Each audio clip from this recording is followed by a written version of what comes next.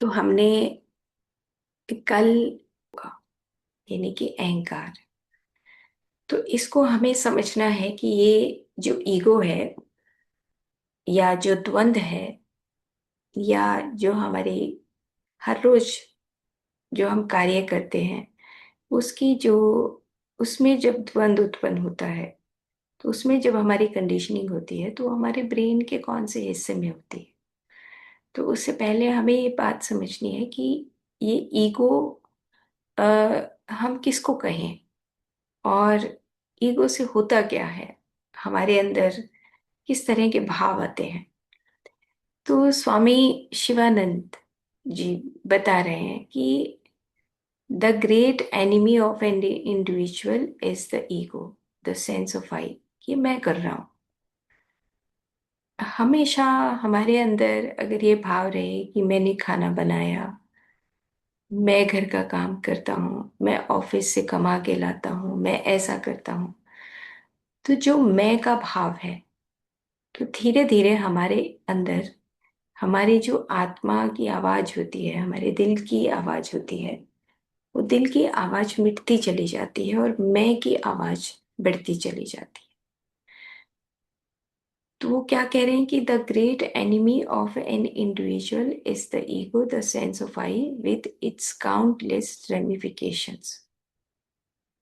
और हर क्षण हमारे अंदर जब ऐसा भाव होता है कि मैंने किया है या मेरी कोई बड़ाई करे या मैं किसी से एक्सपेक्टेशन रखूं, तो इतनी सारी हमारी शाखाएं बनने लगती, जड़ें बनने लगती, और हमें खुद में भी नहीं समझ आता। जैसे स्पिरिचुअलिटी में भी जब हम मेडिटेशन में आते हैं, मेडिटेशन करते हैं, तो हम सामने वाले के प्रति इस प्रकार का भाव रखते हैं कि देखो ये तो मेडिटेशन करता नहीं है, तो ये क्या समझेगा, है ना। तो ये भी एक तरह का हमारा सेंस ऑफ आई है। या हम ये समझे कि सामने वाला तो करता नहीं, तो ये तो मूर्ख है, बस ज्ञान है तो हमें ही है। तो ये भी सेंस ऑफ आई है कि एक स्पिरिचुअलिटी में आने के बाद भी हमारे अंदर वो सेंस ऑफ आई मिटता नहीं और उसकी शाखाएं बनती चली जाती हैं, अलग अलग तरह की रूप में हम आते चले जाते हैं। तो everything that holds one down in ignorance and to the cycle of births and deaths, तो हमारी जो जन्म परंपरा है वो इसी का नतीजा है कि हम बार बार धरती पर आते हैं, फिर जाते हैं, फिर आते हैं, फिर जाते हैं, बर्थ्स एंड डेथ्स। हम इसी में जन्म और मृत्यु के उस साइकिल में डूबे रहते हैं, आते रहते हैं। तो इसी को हम संसार बोलते हैं। और ये जो संसार है ये क्या है? It is nothing but one of the many forms of the root cause अहंकार, ईगो। और ये जो संसार बना हुआ है ना, ये और कुछ भी नहीं है, ये हमारे ही अहंकार और ईगो से उपजी हुई अनेकों अनेकों फॉर्म्स हैं, यानी कि स्वरूप हैं, रूप हैं। तो छोटे से छोटा अहंकार भी, छोटे से छोटी बात के अंदर भी अगर हमारे अंदर सेंस ऑफ आई, मैंने किया है, मैं ही इस चीज को करने वाला हूं, तो वह अहंकार उत्पन्न होता है। लेकिन अब यहाँ पर हार्ट कोहेरेंस में इस लाइट को लगाने का मकसद ये है कि हमारी आत्मा की, हमारे दिल की आवाज बंद हो जाती है और हम अपने मस्तिष्क और मन से, इन दोनों से सोचने लगते हैं। मन के अंदर सेंस ऑफ आई का भाव आता है और इसकी वजह से हम अनेकों उस जन्म परंपरा के चक्र में, जाल में फंस जाते हैं, लॉ ऑफ कर्मा के जाल में फंस जाते हैं। और हम अपनी आत्मा की आवाज से अलग हो जाते हैं। जो हमने कल देखा कि हमारी ब्रेन की वेव्स, जो बीटा, अल्फा, थीटा, डेल्टा और गामा वेव्स, मतलब गामा वेव्स जो हमारे ब्रेन के अंदर होनी चाहिए, अवेयरनेस होनी चाहिए, जब ईगो आता है तो अवेयरनेस खत्म हो जाती है। The person who renounces the ego lives in the world like a lotus in the water. तो और जो ईगो से परे हो जाता है, जो अपनी आत्मा की आवाज सुनता है, जो गामा वेव्स में रहता है, जो शांत चित होकर रहता है, फिर वो ईगो से परे हो जाते हैं, यानी कि जन्म और मृत्यु का चक्र खत्म हो जाता है। अब यही हमें सीखना है कि हमारे पास क्या है, एक शरीर है जिसमें सारे सिस्टम काम करते हैं, और हमारा मस्तिष्क यानी कि ब्रेन, आपस में ब्रेन के अगर अंदर के सारे जो पार्ट्स हैं ब्रेन के, वो सब मिल के काम करें, तब गामा वेव उत्पन्न होती है। और अगर मिल के काम ना करें तो अहंकार आ जाता है, हमारे अंदर ड्यूअलिटी आ जाती है, हम उस कंडीशनिंग में चले जाते हैं कि तो मैंने किया, मैं हूं। तो व्हाट इज ईगो? तो स्वामी सत्यानंद जी बोलते हैं, in yogic terminology, the ego is called ahankar, which means the notion of I, and ego and the notion of I are synonyms। मतलब अहंकार, अब आपको ये बात समझनी है कि अहंकार और ईगो और सेंस ऑफ आई, ये क्या है, क्या होता है। आईनेस का भाव, अहंकार का भाव। जैसे अब जब हम जन्म लेते हैं, तो जन्म के बाद हम देखते हैं अपने ही घर में कुछ जो हमारे घर के मेंबर्स हैं जो बहुत शांत होते हैं, कुछ घर के मेंबर्स हैं जो अपने काम को बहुत तरीके से करते हैं, कुछ घर के मेंबर्स हैं जो बिल्कुल काम को तरीके से नहीं करते, कुछ घर के मेंबर्स हैं जो बिल्कुल शांत नहीं होते। तो अलग अलग तरह के भाव शरीर के से ही हम उत्पन्न होते हैं, हम पैदा होते हैं।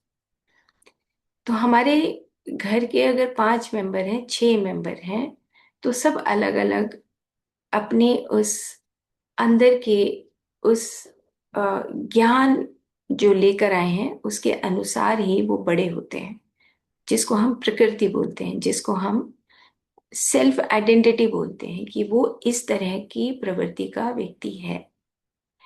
अब हमें ये बात समझ आ जाती है कि मैं ऐसा हूं।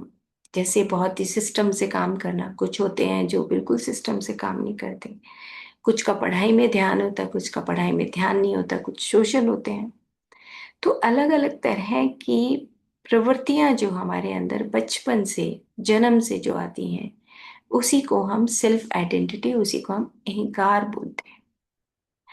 और ये अहंकार जैसे जैसे हम बड़े होते हैं वैसे वैसे ये पकने लगता है, पक्व अवस्था में चला जाता है, और इसी से आईनेस का भाव आता है। जैसे मान लो कि अब एक मैं और मेरी बहन, हम 2 बहनें, मेरी बहन बिल्कुल नहीं पढ़ती, मैं पढ़ती हूँ।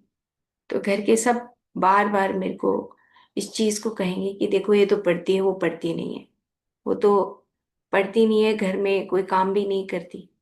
तो ये जो हमारे अंदर वो आईनेस, यानी कि जो हमारे अंदर मैं का भाव है, मी सेंटर्डनेस का भाव है, वो उत्पन्न होने लगता है कि देखो मैं तो पढ़ाई करती हूँ और मेरी तो ज्यादा प्रेज होती है, और मेरे अंदर वो अहंकार की प्रवृत्ति और ज्यादा पकने लगती, प्रवृत्तियां आने लगती हैं कि हमारे अंदर संस्कार बनने लगते हैं। तो ये कोई माता पिता या हमारे चारों तरफ का जो समाज है वो नहीं बनाता, हम खुद में अपनी आत्मा की आवाज से दूर होते हैं। और जैसे जैसे दूर होते चले जाते हैं, हमारे मन के अंदर ये अहंकार का भाव पकने लगता है। और इसी से ये जो आई एम मैंने किया है, मैं घर में ज्यादा समझदारी से काम करता हूँ, तुम तो कुछ भी नहीं हो, मतलब जैसे जैसे आईनेस का भाव आता है वैसे वैसे हम दूसरे के प्रति या दूसरे से अलग होते चले जाते हैं। इतनी गहरी आईनेस का भाव होता है कि हम विद इन सेकेंड अगर किसी ने हमें कहा कि तुम तो बहुत अच्छा काम करते हो, तुम तो बहुत अच्छी पढ़ाई करते हो, तुम बहुत अच्छा खाना बनाते हो, तो हमारे मन के अंदर एक सेपरेशन के भाव से दूसरे के प्रति भी वो भाव जागने लगता है कि वो तो कुछ नहीं करता, वो तो निकम्मा है, वो बेकार है, वो अच्छा नहीं बनाता। आप देखो कि हर क्षण हमारे अंदर वो आईनेस का भाव, मी सेंटर्डनेस का भाव आता रहता है। इससे क्या होता है कि जो हमारा ब्रेन है, जो हम अभी सीख रहे हैं कि heart coherence, heart brain coherence, जब ये दोनों का मिलान सही होता है, दोनों आपस में मिल के काम करते हैं, तब गामा वेव्स उत्पन्न होती है और तब हम बैलेंस तरीके से अपने जीवन को जी सकते हैं।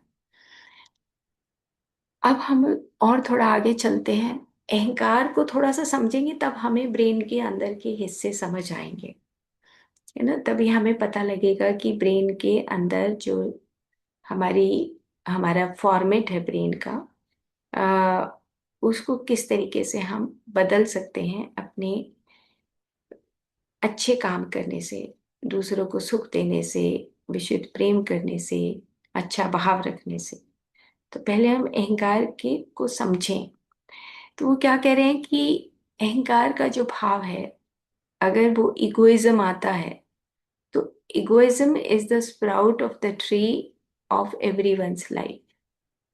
छोटी छोटी बातों से हमारे अंदर जो ईगो उत्पन्न होता है, तो वो समझ लो कि आप किसी पेड़ को जन्म दे रहे हो, यानी कि बहुत सारी शाखाएं हो रही हैं।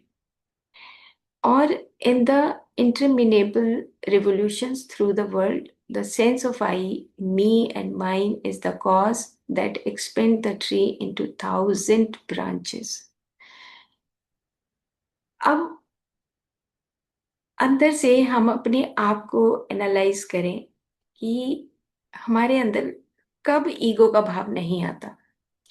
ऐसा कौन सा क्षण है जब हम ईगो के भाव में नहीं होते, जब हम न्यूट्रल होते हैं, जब हम अनकंडीशनल वे से हम दूसरे के साथ प्यार करते हैं, विशुद्ध प्रेम करते हैं, हमारे अंदर मैं का भाव नहीं आता। ऐसे कौन से पल होते हैं? तो मेरी रिक्वेस्ट है कि हम अपनी डायरी में ये जरूर से जरूर लिखें कि किस पल ये भाव आता है और किस पल ये भाव नहीं आता। और आता है तो हम उस चीज को लिखें कि हमें आज करेक्शन करने की जरूरत है।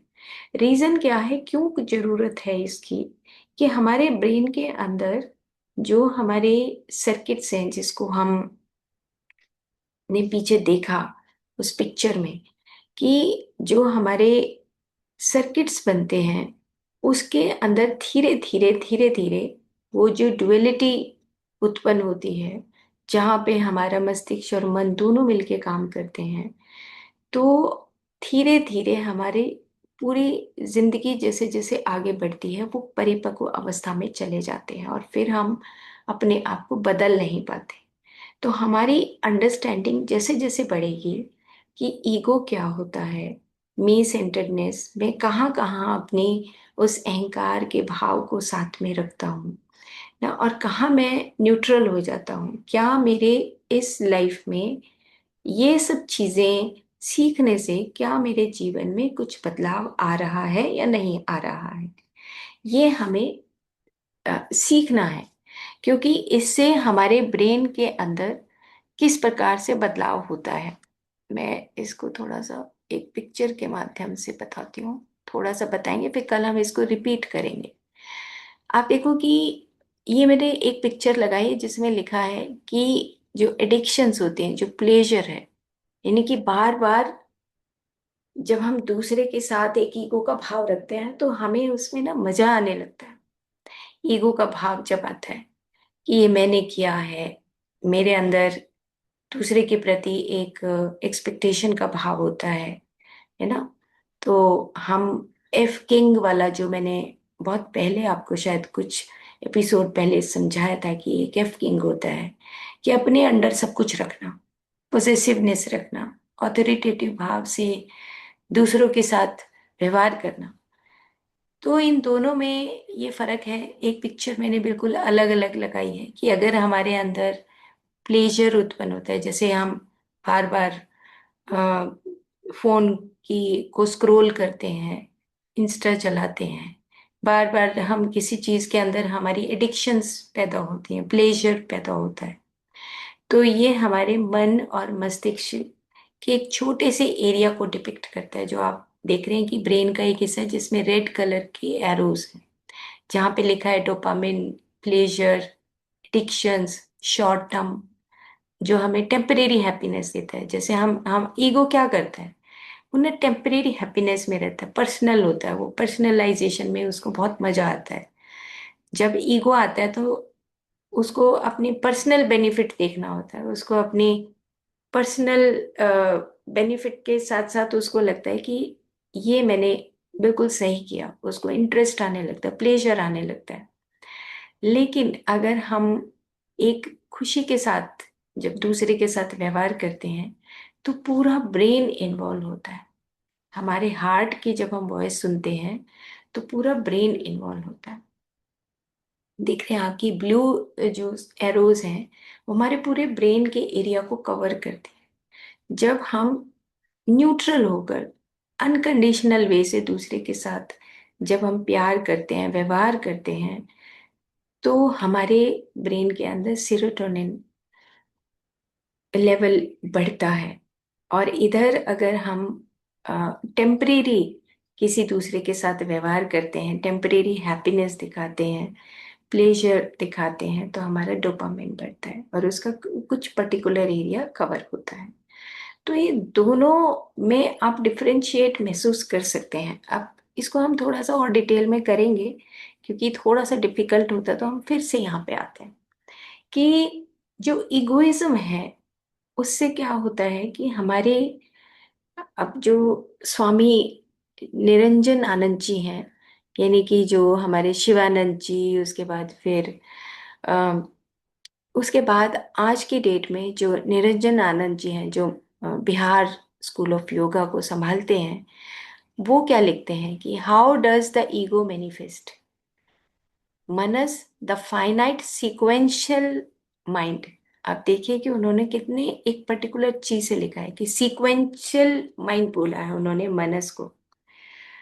अ, इसको आप ऐसे समझिए कि अगर ईगो जब डेवलप होता है तो क्या होता है, मतलब कि हम उन कड़ियों को याद रखते हैं ना। अगर मैं, मेरा झगड़ा हुआ 3-4 साल पहले किसी के साथ, तो मैं उस सीक्वेंस को भी याद रखती हूँ कि तूने ऐसे ऐसे बोला था, तूने ऐसे ऐसे कहा था। तो हम उस चीज को आज भी, अगर कोई मुझे कहे कि भाई माफ कर दो उसको, छोड़ दो उसको, अब ये सब चीजें खत्म हो गई हैं, आज हो सकता है वो इंसान बदल जाए, तो मैं क्या कहूंगी, अगर मेरे अंदर वो ईगो पल रहा है तो मैं कहूंगी कि नहीं नहीं, उसने तो ऐसा किया था और मैं तो उसको माफ नहीं कर सकती, उसने, वो कैसे आ सकता है मेरे घर में। तो इस प्रकार से जो हमारा मनस है वो फाइनाइट सीक्वेंशियल माइंड बोला गया है। जब हम बहुत गहरे तल पे इन वेदों को पढ़ते हैं, तब यहाँ पे एक सीक्वेंस के वे में हमारी मेमोरी रिकॉर्ड होती रहती है, जिसमें नफरत और जेलस, एंगर, ये सब चीजें एक सिस्टमेटिकली वे में वो हमारे अंदर का मतलब हमारे मेंटल बॉडी के अंदर ये जमा होता है।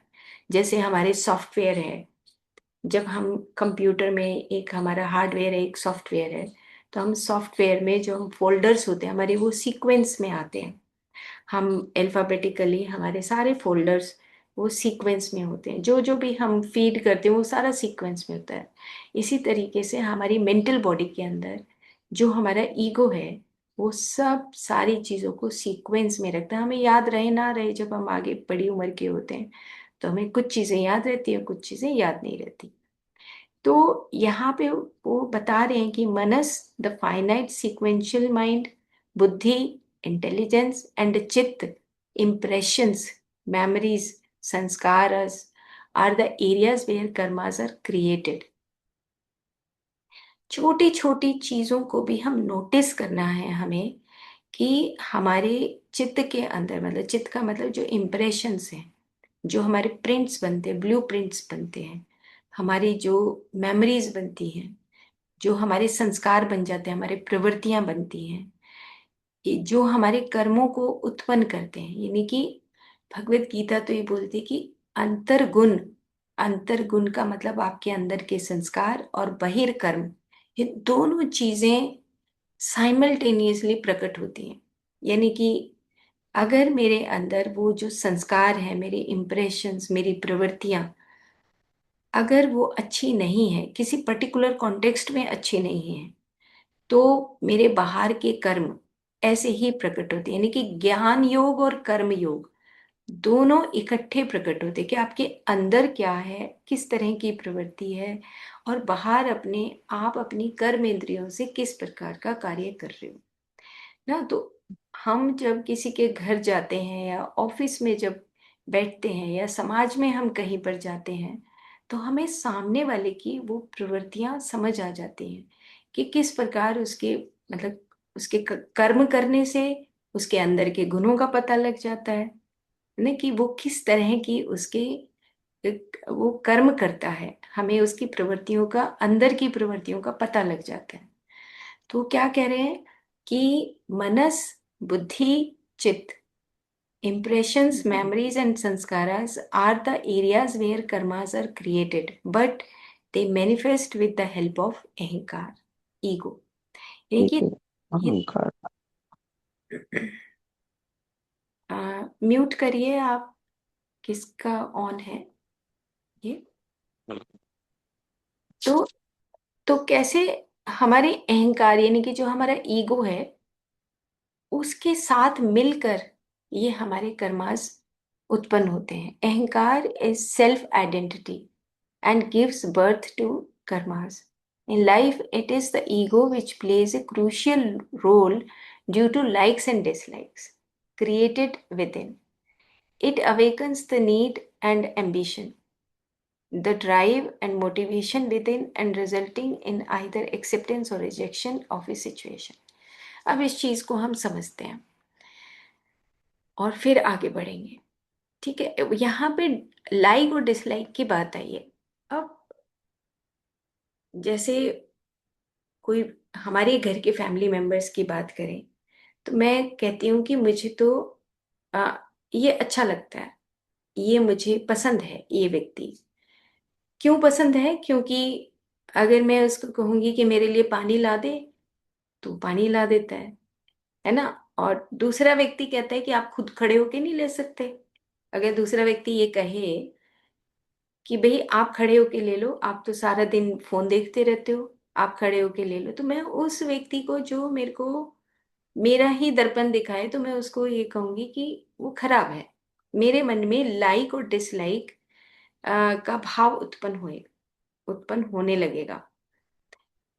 अब जो मेरे लिए काम करेगा, तो वो मुझे पसंद होगा, और जो मेरे लिए नहीं करेगा, वो मुझे नहीं पसंद होगा। इसी तरह हमारी चीजों के साथ भी है। मुझे अपने घर में बहुत तरीके से एक साफ सुथरा हो तो पसंद है, मुझे कुछ चीजें साफ सुथरी ना हो तो पसंद नहीं है। तो लाइक और डिसलाइक का जब भाव आता है, तो वहां पे हमारे प्लेजर सर्किट्स के जन्म लेने लगते हैं। प्लेजर सर्किट्स होता है कि जो हमारे मिड ब्रेन का हिस्सा है, वहां पे वो जो न्यूरॉन्स हैं, उनका पाथ वेज, यानी कि वो एक रास्ता डेवलप होने लगता है। और ये हमारी ईगो, अहंकार, जो हमारे संस्कार हैं, हमारी प्रवृत्तियां हैं, वो उनका इम्पेक्ट हमारे ब्रेन के एक पर्टिकुलर एरिया के ऊपर पड़ता रहता है। और हम लाइक और डिसलाइक के उस, जैसे मान लो कि उस चक्रव्यूह में, लाइक और डिसलाइक के चक्रव्यूह में फंस जाते हैं, तो हमारे अंदर अपने आप के प्रति और दूसरे के प्रति एक सेपरेटनेस का भाव आ जाता है, वननेस का भाव खत्म हो जाता है। लेकिन जहां पर हम अपनी हार्ट की वॉइस को सुनते हैं, उस आत्मा की आवाज को सुनते हैं, और फिर एक ठहराव के साथ वो इंफॉर्मेशन जब ब्रेन में जाती है, हम उस बहुत पेशेंस के साथ, जब हम उस वो अल्फा वेव्स के साथ जब समन्वय स्थापित होता है, तब हम न्यूट्रल या अनकंडीशनल वे में बात कर सकते हैं। तो अब हमें अपने आप को टेस्ट करना है कि क्या हम इस चक्रव्यूह में ही हैं दिन भर में। तो क्या हम हार्ट कोहेरेंस की क्लासेस जब से शुरू हुई, क्या लिटिल बिट भी हमारे अंदर परिवर्तन हुआ या नहीं हुआ। तो ये हमें देखना है कि हमारा जो ईगो है, अहंकार है, वो एक हमारी जो है सेल्फ आइडेंटिटी है। सेल्फ आइडेंटिटी इस वे में होती है कि जैसे अब हमारा एक नेचर डेवलप होता है कि हम दूसरों को सुख देते हैं, बाहर हम चिड़ियों को दाना डालते हैं, चारों तरफ के लोग कुछ भी कहें उसको हम छोड़ दें थोड़ी देर के लिए। लेकिन हमारे अंदर जो हार्ट की कोहेरेंस है, क्या हम उसके अकॉर्डिंग काम करते हैं या ईगो के साथ काम करते हैं। बस ये हमें डिफरेंशिएशन सीखना है। से हमें ये पता लगता है कि जो मेरे हार्ट के अंदर वो वॉइस आती है, उस वॉइस का कुछ ही सेकंड में वो इंफॉर्मेशन हमारे मस्तिष्क में पहुंचती है। और मस्तिष्क के साथ साथ हमारे चारों तरफ जो हमारी मेंटल बॉडी है, जो हमारी वाइटल बॉडी है, उसके अंदर वो इम्प्रिंट्स इकट्ठे होते हैं। जो इम्प्रिंट्स बनते हैं उसी से आगे बढ़ के हमारे मेंटल बॉडी के अंदर हमारी प्रवृत्तियां बनती हैं। और जो प्रवृत्तियां बनती हैं, वो जो संस्कार बनते हैं, उसी के अकॉर्डिंग हमारी सेल्फ आइडेंटिटी का निर्माण होता है। और हम बचपन से ही अगर सेल्फ आइडेंटिटी हमें पता है कि वो इस तरह का बच्चा है, तो हमें उस चीज को देखकर हमें दूसरे के बारे में पता लग जाता है। तो इस लाइफ में अगर हमारे अंदर जो कमियां होती हैं, उन कमियों को हमें सुधारने का एक मौका मिलता है जब हम मेडिटेशन या स्वाध्याय या सत्संग, आपस में कन्वर्सेशन से जब हम अ, बातें करते हैं, तो हम चेंज करने का मौका मिलता है हमें। वो ये बोलते हैं कि जब हम जन्म लेते हैं तो अ, बुद्धि कर्म अनुसारिणी, बुद्धि कर्म अनुसारिणी, कि कोई भी व्यक्ति जो जन्म लेता है इस धरती पर, तो उसका जन्म बुद्धि के अनुसार होता है। उसका मतलब ये हुआ कि कुछ जो सोल्स होती हैं, वो एक इन्फेंट के रूप में, बेबी के रूप में, है ना, यंग के रूप में, और फिर एडल्ट के रूप में, फिर ओल्ड के रूप में जन्म लेती हैं। यानी कि कुछ होती हैं जो बहुत इनोसेंट होती हैं, इन्फेंट सोल्स होती हैं, कुछ हमारी यंग सोल्स होती हैं, कुछ एडल्ट सोल्स होती हैं। और फिर उसी के अकॉर्डिंग उसकी अ, तमस, रजस और सत्व के अकॉर्डिंग उन लेयर्स में ही वो अपनी उस जन्म परंपरा को करने के लिए आते हैं। तो हम एक दूसरे का आकलन ये नहीं कर सकते कि वो खराब है या वो जैसा मैं हूं वैसा ही है, उसको वैसा ही करना चाहिए। ये समझ हमारी मेडिटेशन से बढ़ती है कि कोई अगर इन्फेंट सोल है, इन्फेंट सोल कौन सी होती है कि जो मतलब ज्यादातर सोया रहता है। हमारे घर में कुछ ऐसे मेंबर्स हैं जो कुछ काम धाम नहीं करते, वो सोए ही रहते हैं ना। तो हम हमारे पेरेंट्स भी, हम लोग भी उनको कोसते रहते हैं, तू तो 24 घंटे सोया रहता है, कुछ नहीं करता, निकम्मा है ना। हाँ, नो जजमेंट, यस। तो हमें जज नहीं करना चाहिए कि वो ऐसा है। क्यों? क्योंकि एक इन्फेंट सोल है, वो उसी लाइफ में सिर्फ वही काम करने के लिए आया है। जैसे भगवत गीता में ये बात समझाई है कि एक लाइफ में शेर सियार नहीं बन सकता, और एक लाइफ में सियार शेर नहीं बन सकता। शेर की प्रवृत्ति उस उसके लाइफ टाइम में वो ही रहती है ना, और सियार की प्रवृत्ति उस लाइफ टाइम में वही रहती है। अब इसका मतलब देखो कितना गहरा है कि शेर सियार नहीं बन सकता उस लाइफ टाइम में, और सियार शेर नहीं बन सकता। अब मान लो कि मैं महिला हूं और मैं पुरुष बनने की कोशिश करूं इस लाइफ टाइम में। अगर मैं महिला हूं, मेरा काम दूसरे को की हेल्प करना है, जो एक महिला के अंदर गुण होते हैं अगर वो गुण ना होगे और मैं सोचूं कि मैं पुरुष बन जाऊं, अब मैं डॉक्टर हूँ, सोचने लगूं कि मैं इंजीनियर बन जाऊं, मैं सारे काम वही वाले सीख लूं, मतलब स्वधर्म और परधर्म की बात आ गई। तो हम एक लाइफ में जो हमें वो करेक्टरिस्टिक्स मिले हैं, हम उन करेक्टरिस्टिक्स को अपने अंदर पहचाने कि मैं इस धरती पे एक फीमेल आइडेंटिटी के रूप में क्यों आई हूँ। मुझे अंदर से अपने अंदर से कौन सी करेक्शन